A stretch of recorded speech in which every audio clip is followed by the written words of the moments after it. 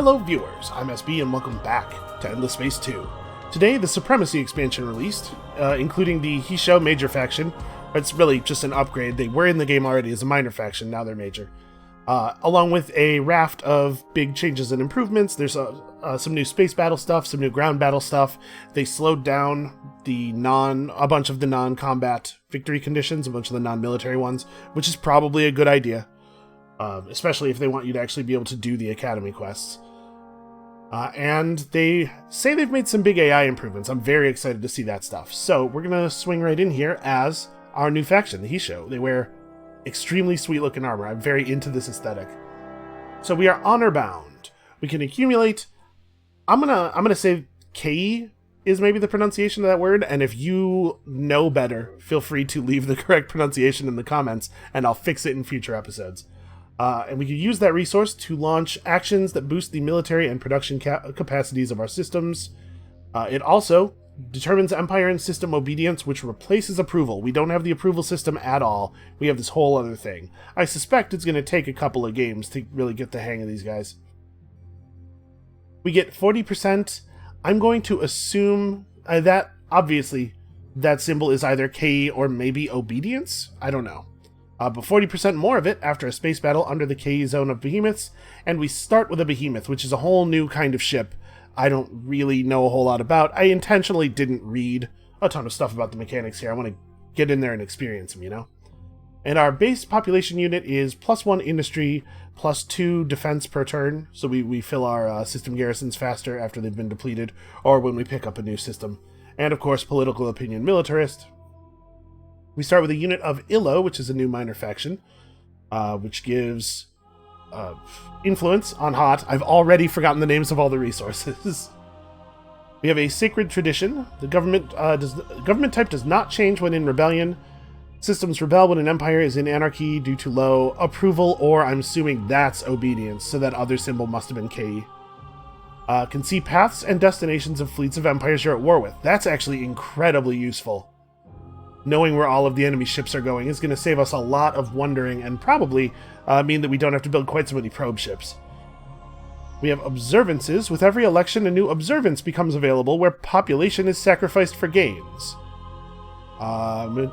He shall maintain a rotating calendar of traditional observances to gain favor with their gods. These may be seen as gruesome and bloodthirsty by outsiders, but to the Hissho they are part of an ancient tradition. Okay, so it sounds like it's less sacrificing population and more like blood sport, like gladiatorial games type stuff.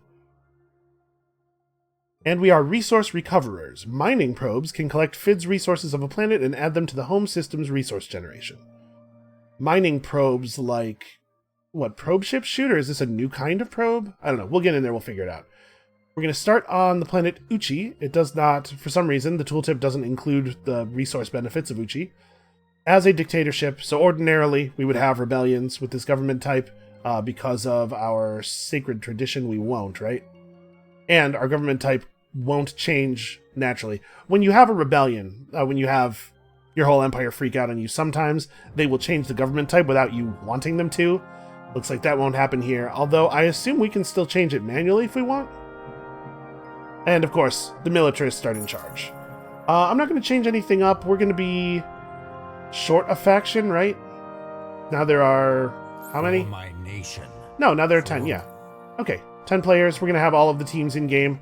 I'm curious to see how these guys play. Let's get to it. Also, that's a pretty good loading screen, as far as loading screens go. So there's kind of an avian thing going on. I guess they're bird people. This was a faction that was a major faction in the first Endless Space, which I only played very briefly. So I don't really have any experience of them. But I guess they're very warlike bird people. And you can see the plumage coming through the armor in places. Because, I mean, if you've ever been around a bird, you know how proud they are of their plumage. They're certainly not going to hide that all behind metal.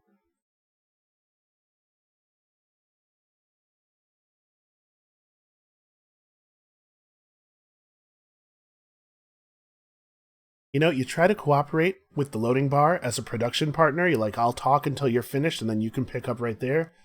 But it's always so unprofessional. From the beginning, a warrior prepares for sacrifice. Touched by blood, the sword becomes the soul of its wielder. we fight, free of our past as gladiators and slaves, to seek our own renown and honor, to follow our own gods.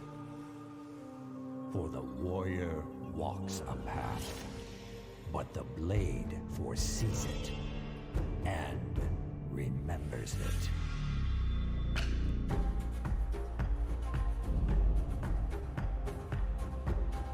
The blade, however, like the warrior, has its own secrets.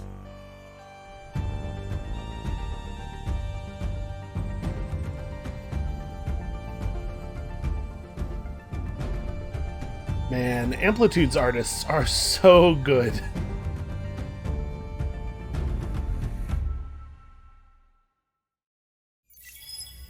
Yeah, that's an extremely good intro. Okay, so we've got ourselves a double disc type galaxy here. We're starting just sort of in the middle of things in our half. And let's take a quick look at some of these notifications. So, Endless Space 2 Supremacy introduces the Hissho major faction, as well as a new massive galactic platform available to all factions, the Behemoth ship, and we have ours already. There's that, of course. There's some new heroes in the hero pool for us to buy from the market. We have our faction quest, new mechanics. Okay, it looks like most of this stuff is Hissho-related stuff, although there is some other rockin' to be done. And who doesn't love rockin'? Also, memorial battlefields. This is an interesting feature. Now, when a large battle happens in space around a system or on a planet's surface, sometimes it will leave behind a relic, and that relic may cause a new curiosity, which is, I think, a really neat idea. So, let's get in. First of all, warriors from a culture of blood sacrifice. The Hissho must rewrite their past as slaves and gladiators into a glorious future. The first to discover behemoth technology, inadvertently reactivated by a sword also fashioned in foundries of the endless. Their destiny will be written in battle with the blood of their enemies. I was really hoping the narrator was going to say that word so I would know how it's pronounced. Also, that's a super cool idea that they woke up the behemoth with the endless sword because it's actually some kind of key or something. That's really, really neat. So we have our behemoth here. Let's have a look at this thing. The first conscientious Kith. It is an economic behemoth. So we're looking at 12,000 health. Not really much in the way of combat stats, but a ship that has 12,000 health at this point in the game is a pretty serious thing. Also, 10 command points. Not going to be part of a fleet anytime soon. So what is this button? Launched mining probe. Attach a mining probe to a planet. It will harvest resources each turn for several turns. It can be destroyed by enemy fleets and is destroyed if the planet is colonized. Okay, so we had the behemoth out to other systems, attach a mining probe to planets in those systems that we don't control, and get to feed off of their resources a little bit. Okay, that's cool. That's a neat idea. A sacrifice tactic. Bonus attack on fleets, but the ships are destroyed. Huh. Must have less than 30k. Yep, that is that symbol. It is earned by destroying enemy command points in space battles. The fairer the fight, the more honor. That's interesting. So, my usual strategy of dealing with every combat by bringing twice as many ships as the opponent is maybe not ideal here. It is also earned by discovering and conquering systems, and it is lost by retreating, failing an invasion, or losing a system.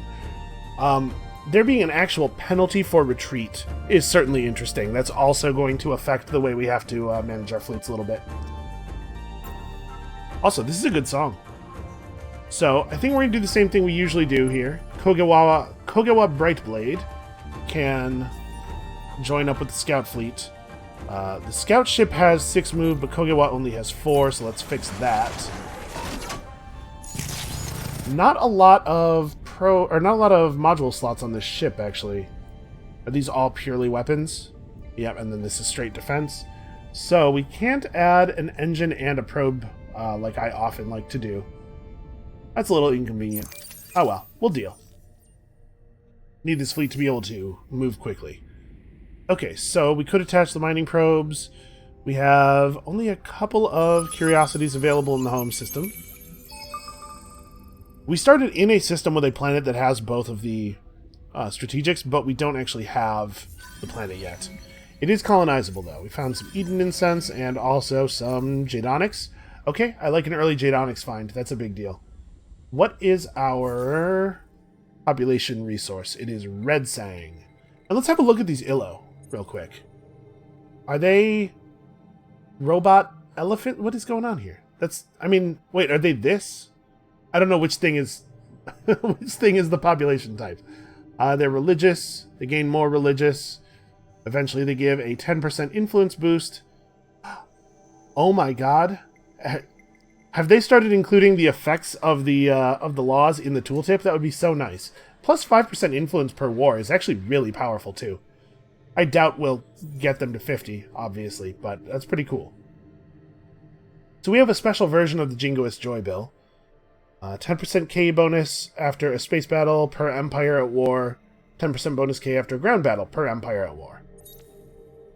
And we have some unique laws too. The Super Tax Act actually gives minus K.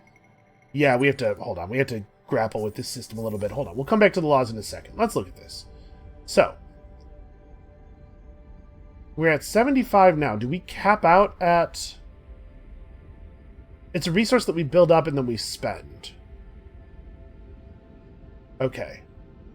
So right now we are producing 0 per turn. We'll make stuff that will actively produce it, and then we have laws that have a per turn K cost. Like, this seems really harsh then. I guess 75 is a bank we can build with. This does the same thing that it usually does. Minus 1K per colonized system, but 25... Wow, that's a lot of resources for a thing that costs nothing. Systems with the Ancestral Reverence queue don't count. So do we have a... is that something we're going to have to research? It looks like it is. Okay, so we're going to get a thing that sits in the queue and makes us not lose K, I guess. We can sacrifice a population to generate 50% extra dust for 10 turns. Oh, this is our current observance, and it will change to the Sun God's ritual at the next election? Huh. Okay. I mean, we're going to build the drone networks, obviously. You know how I do. I like the fact that we started with... xenolinguistics. And also rare earth foams, which is fine. Hold on, let's look for our unique text real quick here. Oh yeah, also they changed the way the science victory works. Now there's a special area where the science victory texts go, and you have to have unlocked stuff from 2 different trees, or 2 different quadrants, to actually get to them. So the science victory should be considerably slower now, which is probably fair. It was very easy to get before. So this is Behemoth Tech. Man, there's a lot of stuff we're going to have to get into. Let's just start moving. So I think we probably want to go ahead and switch up the design of the Peregrine here. So this could be a defensive slot. That could be a defensive slot. These are just weapons. Okay. I mean, it's not a big surprise that the scout ship is a very military design with this faction. So we have a couple of probes to play with.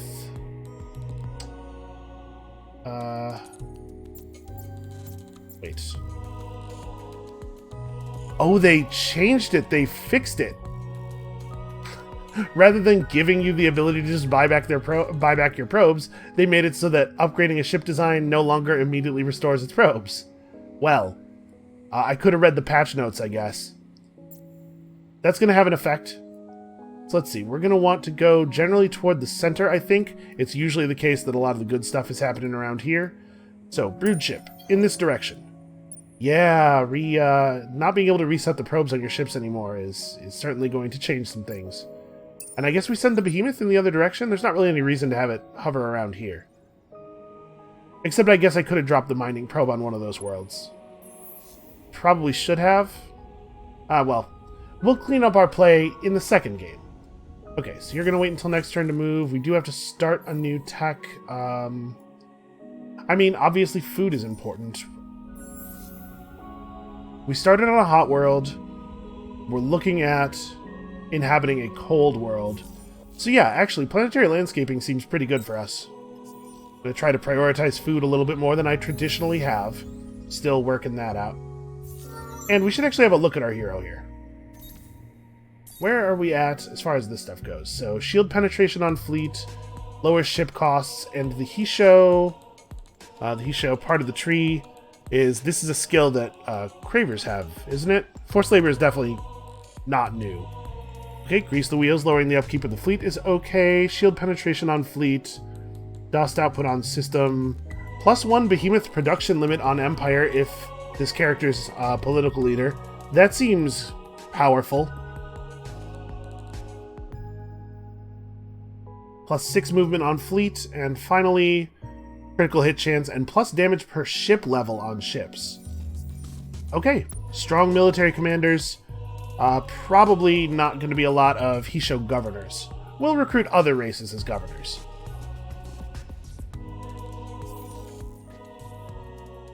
So we got to find a source of Red saying something has been... Oh, I mean, it's probably Transvine, right. Transvine has been refigured to give us K. And for now, I guess we'll run... This seems very good. I mean, I guess 25% of very small numbers at the moment. Maybe we're better off with the Leap into the Future initiative to take advantage of... So our obedience score right now is 75%. How is obedience actually calculated?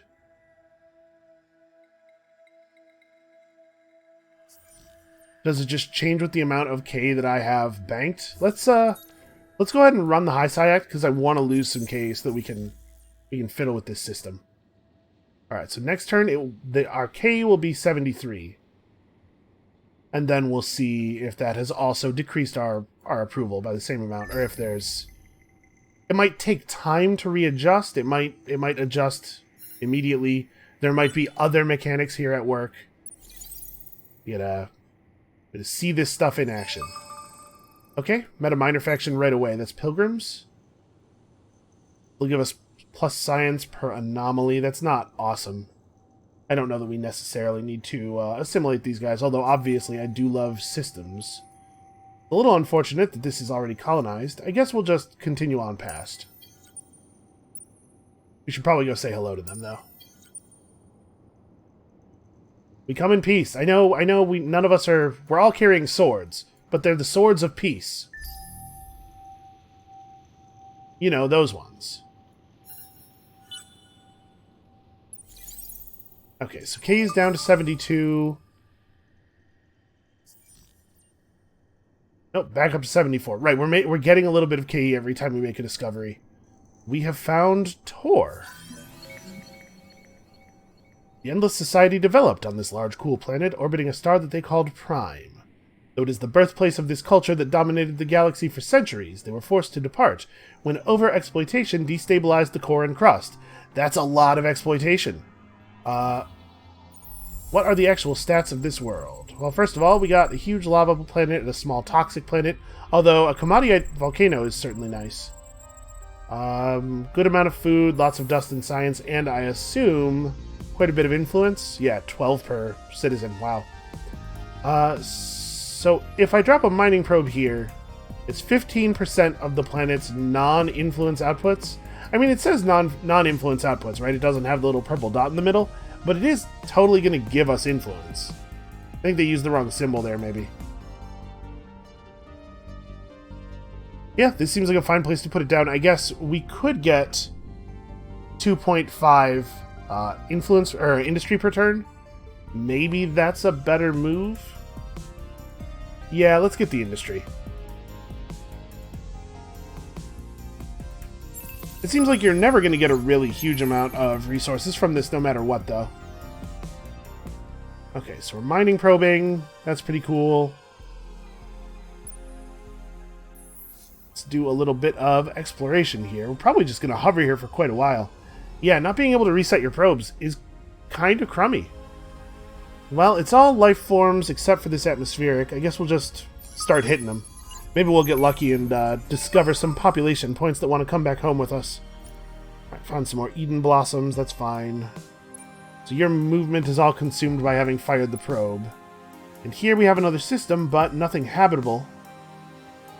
Let's try this way. No, let's try this way. We're already down here. We may as well. It is good to settle as far away as you can safely do with your first settle so that you can backfill later. But it's nice to hold off other players.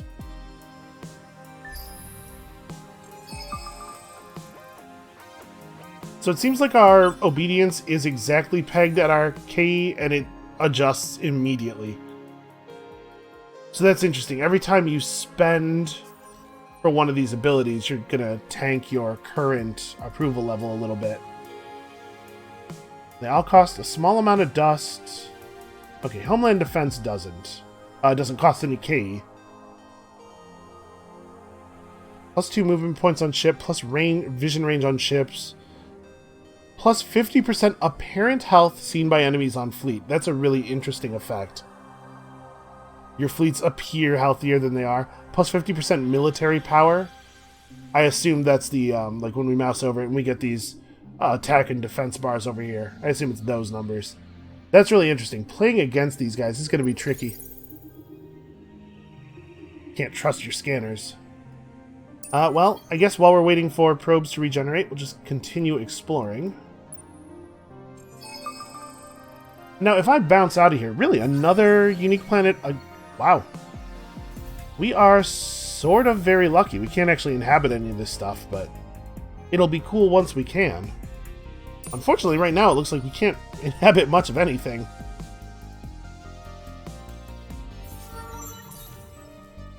Alright, let's get you some ship skills. I think we're going to stay focused on military stuff with this hero.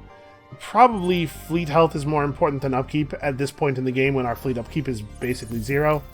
Although, actually, maybe I want to start getting this experience per turn thing, especially if our ship level is maybe going to be more relevant with these guys than it has been with previous characters.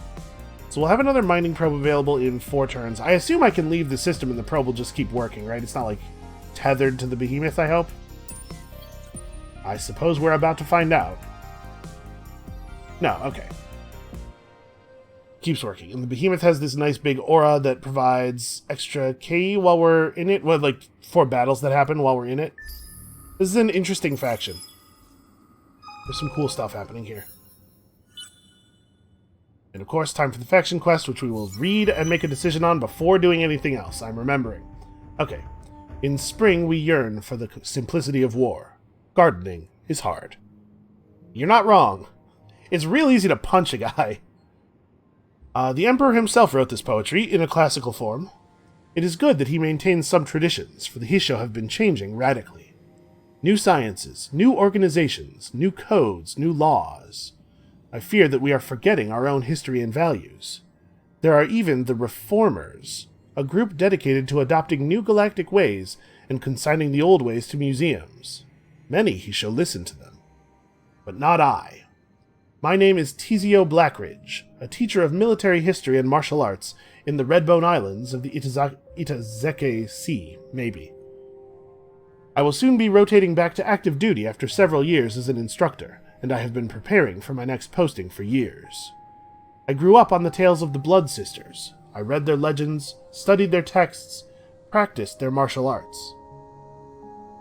They are a memory of a time when the Hissho stood united against all, when the sanctity of the nest was everything, when courage and honor were things that existed in daily life, not in stories. I will see the temples of the Blood Sisters reinstated, their feats of arms studied, their stoic and tenacious ways imitated with pride, or I will die trying. Either outcome is acceptable. I am no gardener. So we have to build 2 ships of at least 257 defensive power. We'll get 5 KE and a random technology. That seems strong. Or we could assimilate a minor faction for the same rewards. Well, I do think that, in general, the religious laws are a little bit better than the militarist ones. And we're not, we don't even have any other players to be at war with right now, and even if we did, I would not want to start a war right away, given that we're playing on Endless, and of course the other players have a massive resource advantage over us. So I guess let's head in this direction. We're going to have to get off-world agribusiness, which we can do right after this. Yeah. The Blood Sisters were not just killers. They represented a way of life that celebrated integrity and self-sacrifice for the good of all. Okay, so we'll try to make friends with these pilgrims. Okay, we finally found a habitable planet. A medium forest with a life form curiosity and a subterranean curiosity. So that could be a luxury resource and a strategic. 8 food. Yeah, this is a fine planet. I think we can make a decent home here. Forest has a lot of places to put a nest. Also, these guys. Who doesn't love these guys? So we can pay 75k to just buy the outpost outright. That's amazing. Or, of course, we still have the same manpower action that every faction has, where you can steal food from another outpost that's being established. So, okay, we are still doing this via food growth, unless we pay the 75k. So, we probably want to cut this law. Let's try to generate ourselves some K, which we will do naturally by just discovering systems. Okay, so there's a good reason not to run the Research Act right away. So what generates it? It's discovering and conquering systems, but not exploring curiosities. Okay. Well, let's head back to here. We're gonna want to drop some more probes on these guys, and we may as well queue up off-world agribusiness because it looks like we're gonna need it. Yeah, it's good to have friends. So, where are we at on this? I probably want to go straight for Xeno-Industrial Infrastructure. Our planet's not temperate, but this is still 20 industry right away in a place where we have less than 60 to start with. Then again, we also do need research. Yeah, the effects of cerebral reality are considerable. Maybe I'm overvaluing industry here, but I think that getting the Xeno-Industrial Infrastructure finished is way too important. We can't sleep on that.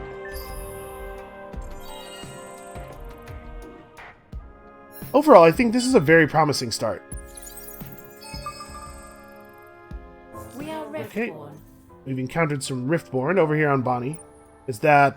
that is a colony ship. Okay. They might try something.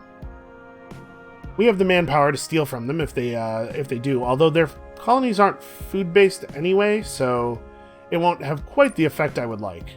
Because usually, the steal food action has double benefit, right? It increases your food and it increases your settling speed and decreases the enemy's settling speed. Then again, we might be able to just cheat this by buying out the colony. If we do that, though, it would crash our approval level to 0. Actually, we really don't want to do that if we don't have to. Which means that I guess we could run this law again, although also we could run this, because I believe this will give food to the outpost. Let's run the Hatched at Home law. There are many traditions within Hissho society that demand loyalty and proximity to the clan of one's birth. By formalizing requirements for minimal relocation and installation, the government is able to accelerate growth and cohesion of the Hissho Empire. Not a lot of room for personal questing in there. I guess let's search out the rest of these next. When we take over the system, this planet will be pretty easily habitable. It's very easy to colonize steppe worlds. A little bit of Transvine for us, which is fine, but not the correct resource for either of our population types. It's okay. It's going to be alright. They haven't actually tried to stake their claim here. They might not be able to colonize the worlds. Snow, Arctic, and gas. I think they get snow and Arctic access pretty early, don't they? I don't know. We might be able to get away with this, though. It would be really cool if we got away with that. And we need to just hang out here until we have a couple more probes. We can do a little bit more exploring for them.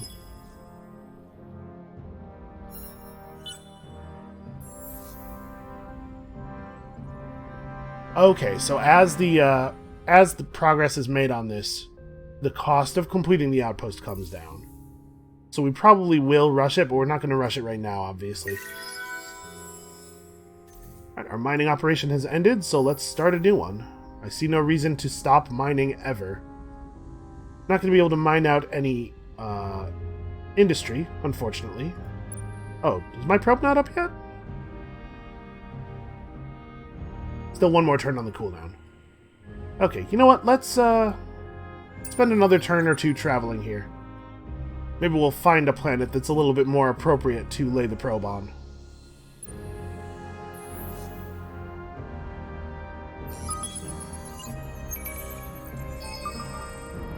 Okay, Eden Blossom. Even more Eden Blossom. Seems like we're going to have no shortage of that stuff. The Geodonics is on this snow planet. That's a little inconvenient. And I don't love Aurora Waves.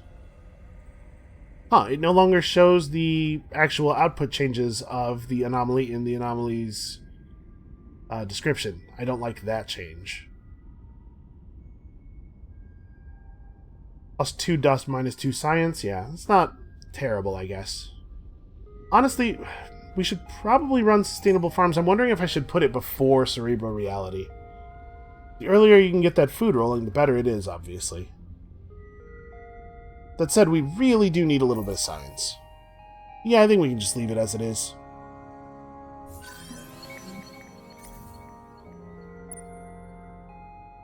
Alright, I think we're just going to stay put until we finish searching Hadar. I suppose there's something to be said for exploring the area around Bonnie since we're settling it, but also I want these pilgrims on side as quickly as possible. What have we discovered here? Alright, good. Industry heavy. +4 industry. I think that's the way we're going with the mining probe. Mine ourselves up a gas world. That was a good find.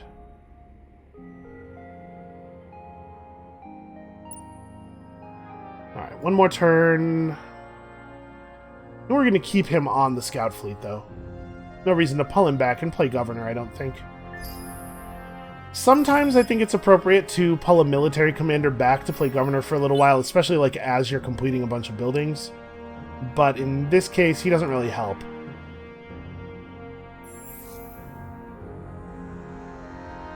Okay, the cost of this is coming down fairly rapidly. We have to be really careful about this, but this is taking forever.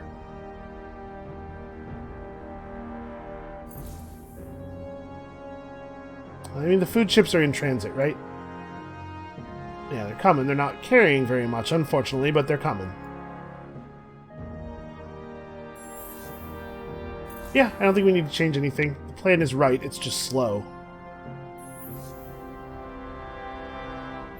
Search the life form first. At some point, that Academy quest is going to pop up, so we do want the atmospheric one to be the last one. And we've discovered some Tikkanen. Okay, well, not a great population unit, but at least with a lot of factions, when we get population that is pro-militarist, I get a little bit nervous. It's already the case that our Senate's going to be all screwed up by militarists, so not really any loss there.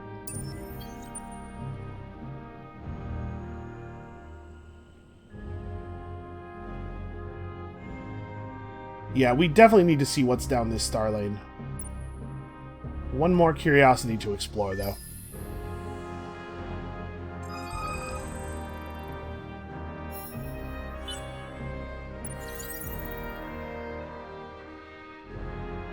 Okay, a habitable system. What do we have here? Mediterranean with a moon, life form. Ruins, subterranean. So this might be a double strategic planet. That would be interesting. Cooperative quest. Your sole hero, graduate of the Academy and Dust Adept, has requested an audience. Something has awakened, they confide. The Academy has registered emissions that they do not recognize. The source is certainly an endless manufactured transponder. They do not wish to explain further, claiming that Academy oaths bind them from saying more on the subject of how the signal was identified. They show their loyalty, however, in helping you discover the most efficient way to uncover the truth. Whatever the artifact is, it must be powerful and certainly had military applications. Further investigation of military technologies should provide a clue. Endless technology is safest when it is in your hands, not someone else's. Okay, so This is a long-running quest, but once we all as a group have unlocked 23 technologies, I wonder if this is 23 different technologies or just 23 amongst us. And the people who contribute the most will get so many potatoes, an unbelievable amount of potatoes, and the behemoth technologies will be revealed, except for us, I think they already are, because of the fact that we started with one. I guess these are probably just blank. Or maybe that makes these researchable? I don't know. Whatever, that's a distant concern. We have a lot of science that we'll need to get done before that.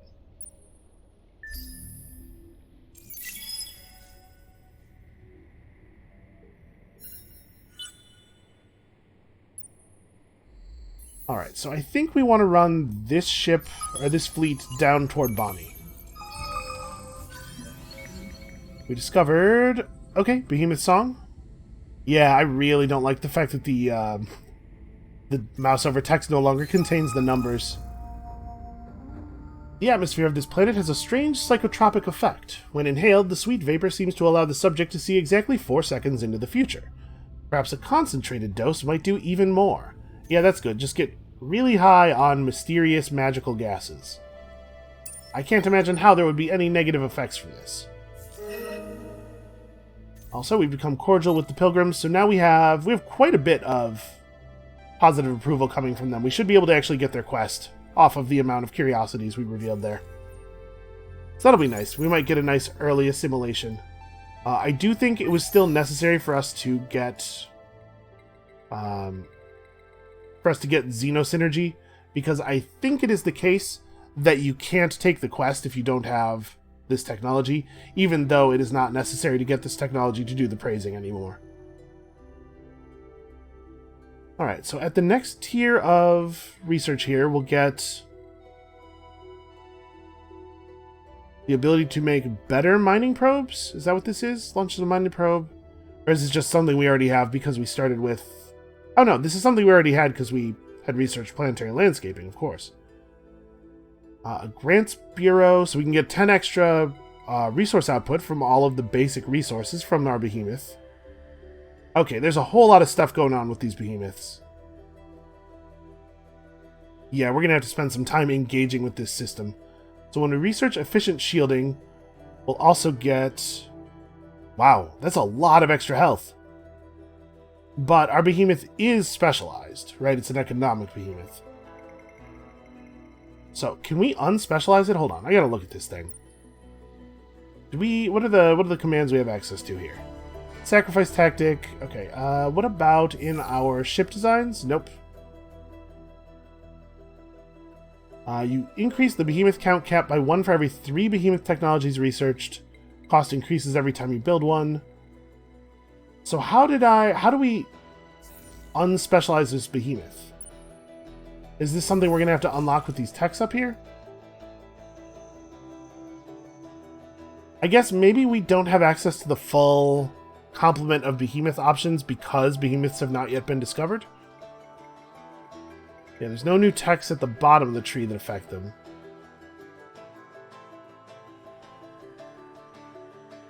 Well, they've certainly increased the incentive to do some research in the military part of the tree, which I think is something that was really lacking before.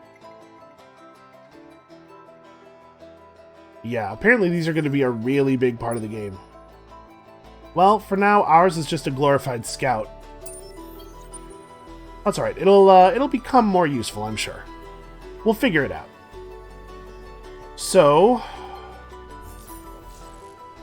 Man, we have a lot of basic research to do. We could really use a lot more science, so we probably ought to get public-private partnerships.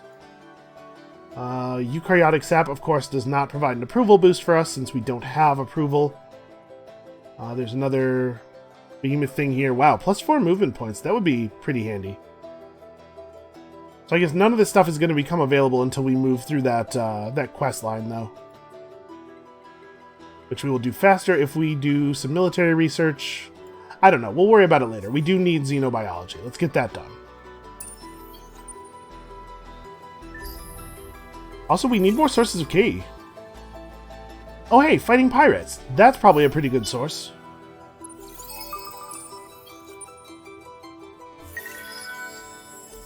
Alright, so our mining probe has run out. We've discovered amianthoids somehow, for some reason. Oh, because the Tikkanen just actually got to our system, so now they're real population, and they told us, hey, we really love this stuff you've never heard of. Well, I'll see what I can do. Listen, we have a lot of concerns right now. Alright, so here we have an unknown Empire fleet. These could be privateered vaulter ships, right? Maybe. So what do these KE actions actually do? This one gives us plus 20% defense growth per turn, a new ground battle tactic while it's active, lasts 10 turns. It gives us a lot of extra bonus damage done to invaders during ground battles. Okay, so this, it looks like this ground battle tactic probably replaces defend system, because it does a lot of the defend system stuff. It's just a much better version of it. And then in the K zone, 15% defense growth. Okay. This one gives us the movement points in the vision range and the apparent health and military power.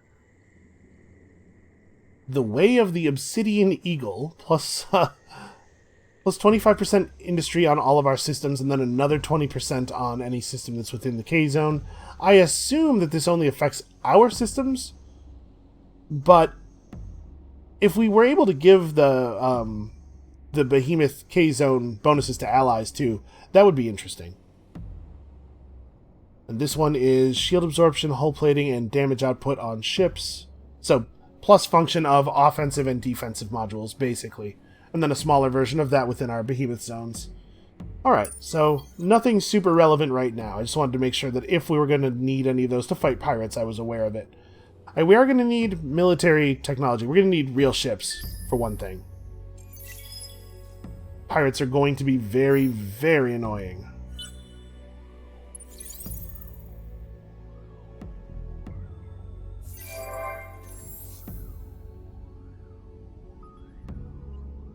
So you can build the center of the Obsidian Eagle, which is something we unlocked from here. Of course, to replace the fact that the infinite supermarkets would be meaningless for us. That doesn't sound bad. Doesn't sound super relevant. I guess another scout ship is probably the smart thing to build. Do we want to fiddle with our scout ship design any before we build a new one? Probably not. Bullet weapons are pretty good, right? Yeah, I think we're probably fine.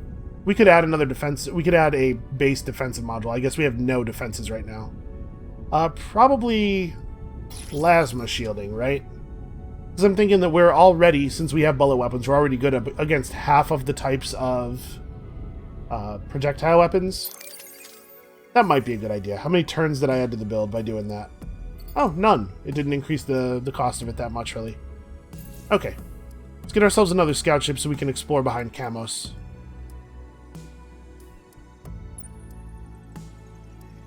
And we can chill here. Let's drop off our probe real quick.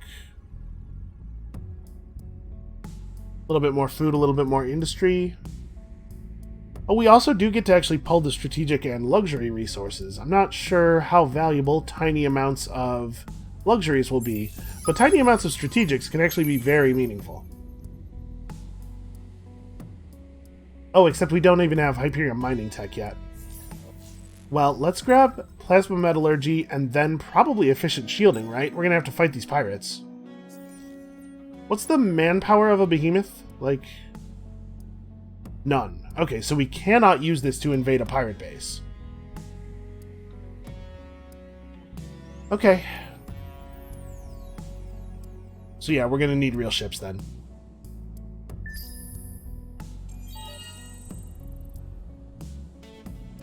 And fighting the pirates will give us the K that we need to rush our system developments, and also, that's very interesting, probably connected on the constellation, right?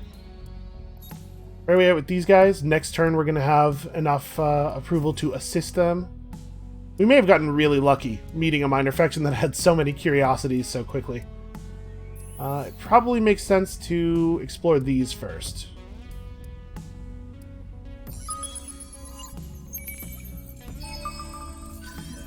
Okay, source of titanium, so we now have titanium income. That's pretty good. Okay, I'm just going to finish that off. A little bit of extra vision range is nice this early in the game as well. So, the fact that we can't restore our probes on retrofit is a really good way of making us care about the advanced probe types. That makes machine bacteria way more relevant. That's probably a really good balance change, actually. Be the first to have 8 planets colonized within your empire. Oh, hey, that gives KE. Do all of them do that? They do. Okay, so we care about these quests an unusual amount. This one's not usually that hard to get. The AI doesn't seem to prioritize the unique star system improvements very much, so that's a good source of it. Alright, we now have the ability to colonize Tor as well, so we should probably grab that. Nice high food output and a ton of influence to work with. Yeah, this is a really interesting start. So after we finish the Peregrine, we'll make a brood ship. We'll go and grab that. Although it does take us forever to settle stuff. I guess that's a good reason to get started now. Yeah, I'm not super clear on what good management of our KE looks like. Maybe we should cut this. Really like 25% extra resource output on all resources in the capital, though. That's awesome. Nah, we're going to keep it running. We'll make KE, off of combat. So we want to get our behemoth back over in this area so that we can fight the pirates within its circle of influence. Well, we've met some people. They are being drained. Means we have encountered the Vadyani. Church acknowledge you. Yeah, so we could attack the Vadyani here. Unfortunately, we wouldn't actually get any benefit from that. The Hiroshimans should love us doing that, but they will not notice. Space Dietitians is actually a pretty okay trait. Alright, so let's praise them a couple of times. And then... Leechers have literally no weapons, right? Yeah, even though our behemoth is kind of pathetic in combat, they'll run.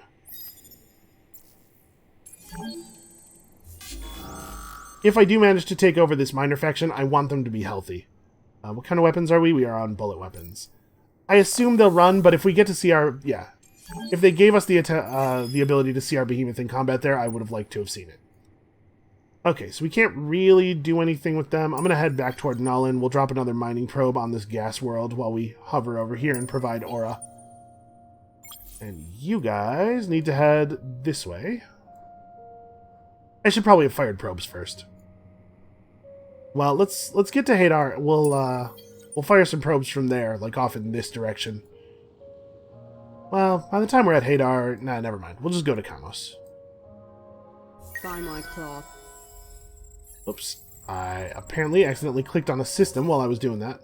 They would like it if we would stop attacking them. Obviously, I'm going to refuse.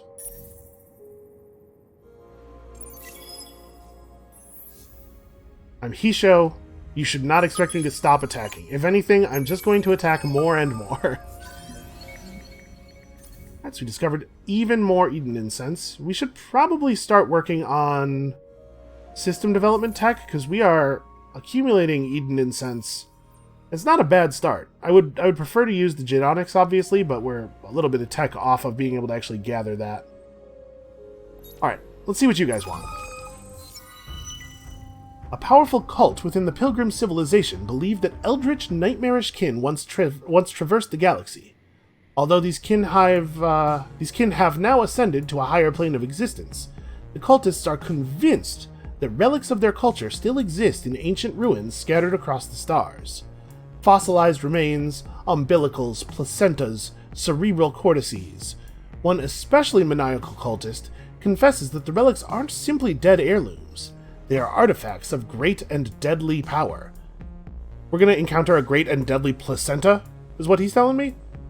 The relics are likely worthless scraps, but if you acquired them for the Pilgrims, they could give you a great deal of influence. Okay, with a level 5 or higher hero, search all quest curiosities on the indicated planets in Kamos and Dobrynia.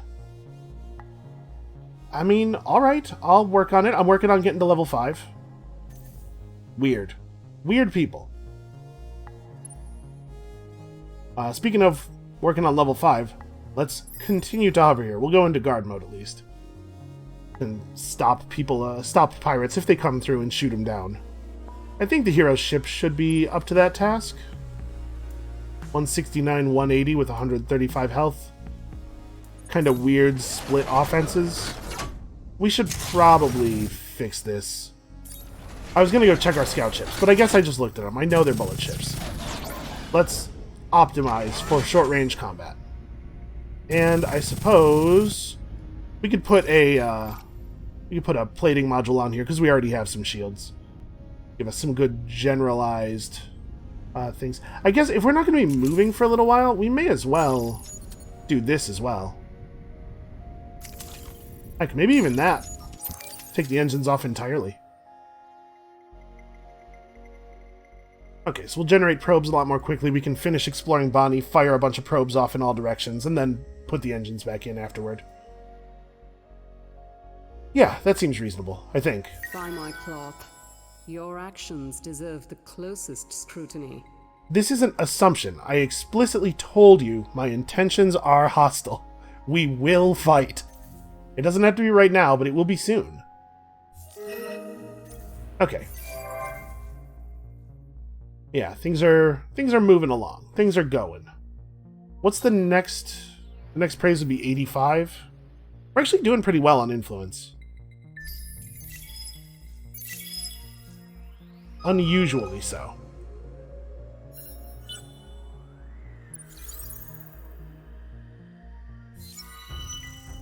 Okay. There's a rumor of an academy, so obviously this would be a good time to start exploring atmospheric curiosities, if only we had any.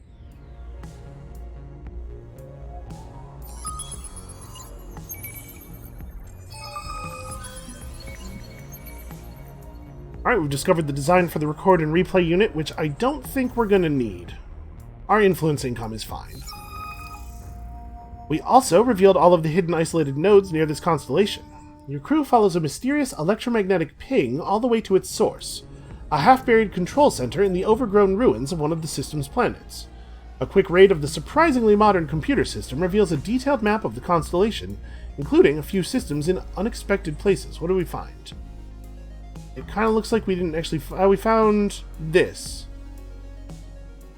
Alright, I guess that's new information. Is that... Hold on.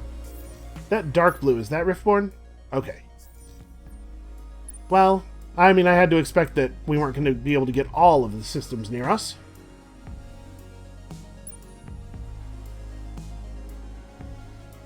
You know, we may as well upgrade the Peregrine design. Put the extra defensive module on it. And we're definitely sending these guys over to Gemini. I'm a little worried about the food situation on Acellus. But we're going to keep exploring. We're going to keep finding new stuff. This is starting to get pretty cheap, too. And pretty reasonable. Okay, so we have to be careful, though, because we have no actual K income. We have to be pretty cautious with it. I might be overdoing it, but I also don't want to drop our approval level down to 40.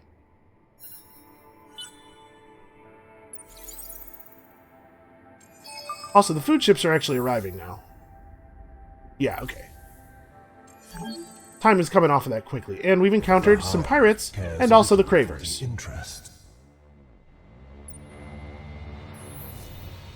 Put down the thing, put down the thing.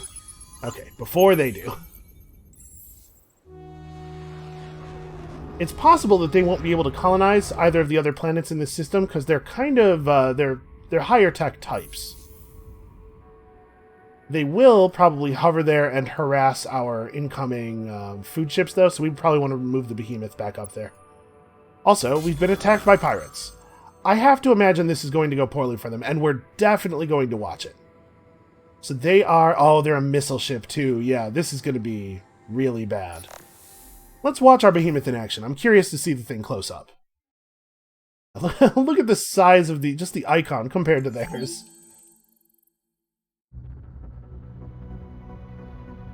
Alright, give me an overview. Wow. Wow, look at the size of that thing. Against their thing. Hold on a second. Jesus. The majesty of it.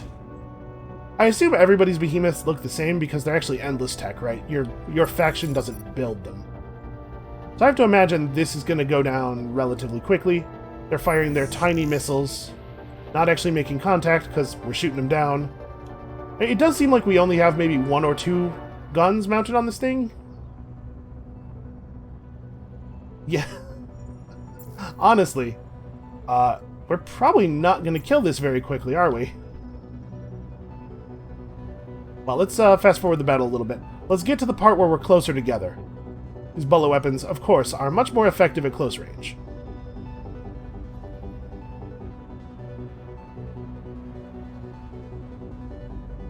Okay, we finally managed to close in, but firing arcs are not real good here. Okay, we're getting some damage done. This pirate ship's totally going to survive this battle. I don't think it has dealt any damage to us. Maybe a tiny little bit. But it did totally survive the battle, which is very embarrassing. Obviously, we attack again. If we attacked these guys, I guess we would have killed them. I probably should have attacked them. I was going to say they'd just run. But right, that's the ship that we just made retreat. Alright, I'm going to try to engage them in combat right at the beginning of next turn, because it looks like they're not planning to move out of here on this turn. Maybe we can get lucky. And we've generated a couple of probes, so let's do a little bit of probing. Because we could use the cave from a successful battle. That would be really handy.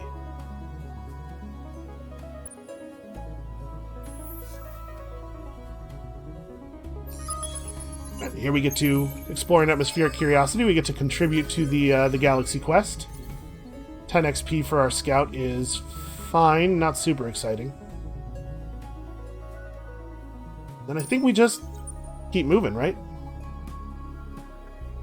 In the olden days, I would take this opportunity to fire off a bunch of probes and then go and replenish them, but as it's working now, we probably need to stay put. Okay. They did actually leave, so do I want to stay here and fight this pirate knowing that I probably will not be able to kill it next turn? Well, you know what? Actually, it'll attack me and then I'll get to attack it. We probably will kill it next turn. So yeah, let's stay and fight. Get some K from a successful battle. Not excited about the Cravers being right up here. Well, I guess we were headed in the direction of war anyway, though. It's not like it's going to be much of a detour for us.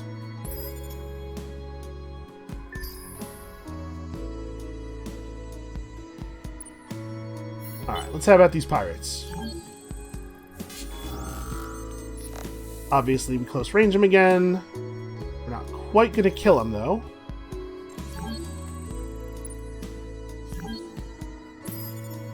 This might do it. They're still pretty high. This thing really doesn't have much in the way of firepower. I will stay put for an extra turn if it means getting the kill. Yeah, we've left them at 21 health. Yeah, alright. I mean, I guess I was going to fire the mining drone this turn anyway, huh? Okay, so we'll get the kill, and then we'll head up to protect Gemini. And over here, I think we should actually, we should have a pretty significant advantage here. We have way more guns trained on this battle. So we'll short range this guy for an easy kill. And it looks like we got half a point of K from that. So the base amount of K from a battle is 3. And then you get more from the destroyed, the amount of command points you destroyed. But then we only got 20% of that because it was a very unfair battle, because it was one extremely injured ship against 2 other ships. I think. I'm assuming that that's how that reads. So we'll get more when we're fighting larger targets, but also the fairness of the battle matters a lot, it seems like. Interesting. Okay, tell you what, let's play until after the election. And then we'll call it for now. And the intent for this series is for there to be 1 episode each weekday, but there will probably be a couple of extra episodes over the next couple of days as we swing back into this and have fun exploring the new systems. That pirate ran away. I didn't even click anything because I assumed he would just attack me instead of doing anything else, because that's how pirates like to do things. Well, whatever. Let's just head out. So yeah, it seems like we maybe broke the AI of this Craver ship because we did put down on the only planet it could colonize. Do I want to go and attack the pirates? I probably want to fire off these probes, actually. Let's do a little bit of exploration. I assume that discovering systems in this way will still give us K, so... What have we here?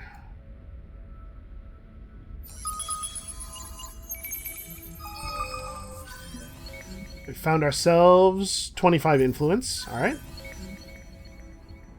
And Ice 10. Not a super positive anomaly. I read that story, I know what's up. So, there are heroes, and there are heroes. Legends of prowess, familiar to all, yet witnessed by none. The heroes of these tall tales are a dime a dozen. But, in the leaders you have met, and in the murmurs of your crews and colleagues, there are stories of other heroes, living heroes, whose actions and efforts have changed the course of battles and bureaucracies, whose actions and decisions have been pivotal in the rise and fall of empires.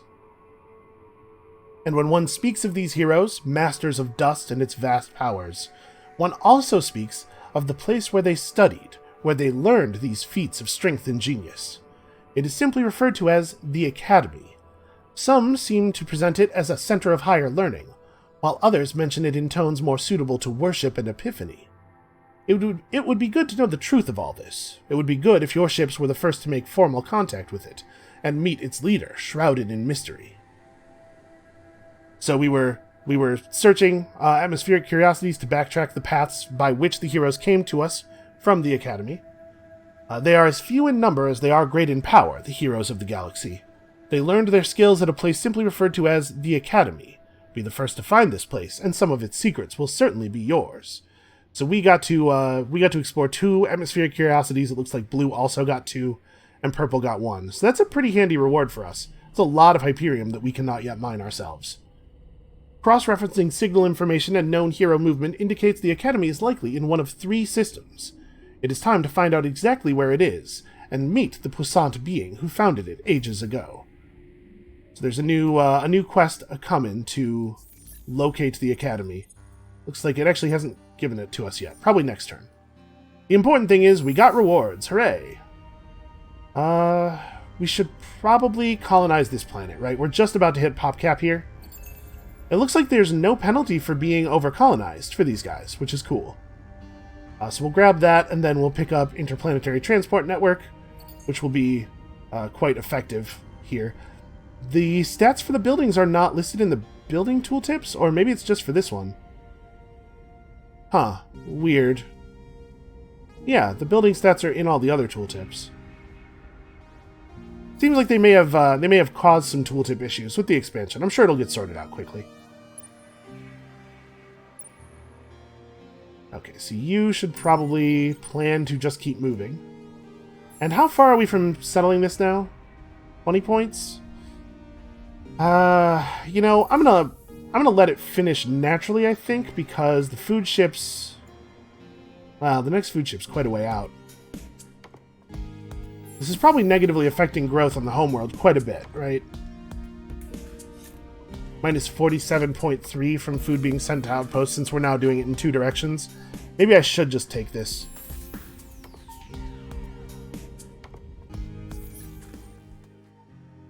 It looks like the loyalty levels work the same way, though, and to take this now would not just be a reduction in the effectiveness of Acellus, but also the effectiveness of Bonnie once it is completed. Nah, I'm gonna do it. Having another functional colony is important. That seems like a big deal. And it's another source of Eden Blossom income, so... We need access to the market, and we need access to system deployment, or system development. There's a lot of stuff we still need. But efficient shielding is definitely the most important single thing. Let's get that done.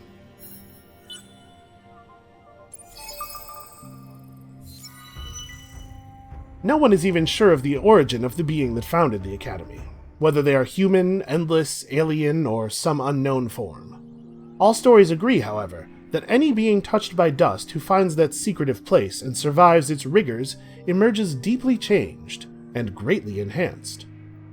A visit, a word with the leader, an understanding of why the Academy exists and what purpose it serves.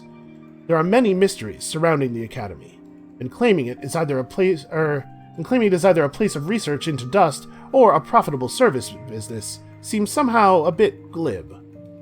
The Academy appears to be located in one of 3 systems, so we can visit them with a fleet to try to discover it. They appear to be pretty far away from us. Hold on, let's pin this and then... Okay, yes, they're all in the bottleneck of the galaxy.